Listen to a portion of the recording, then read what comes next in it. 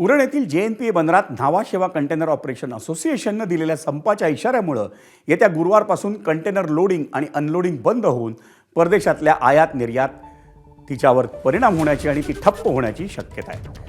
JNPA बंदरात आयात निर्यातीच्या निमित्तानं दिवसाला 10 ते 12 हजार तर वर्षाला 80 लाखांपर्यंत कंटेनरची ये-जा असते।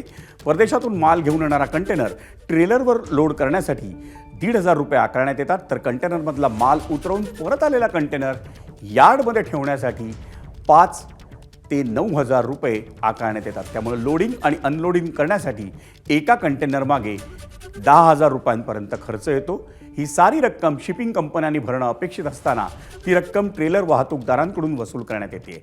त्यामुळे न्हावा शेवा कंटेनर ऑपरेशन असोसिएशननं त्याविरोधात तीव्र भूमिका घेतली आहे। या प्रकरणात केंद्र सरकार तोडगा काढत नसल्यानं येत्या 28 मे पासून काम बंद आंदोलन करण्यात येणार आहे। घेऊन एम्प्टी कंटेनर यार्डमध्ये जातो, जिथे रिकाम्या कंटेनरची साठवणूक केली जाते।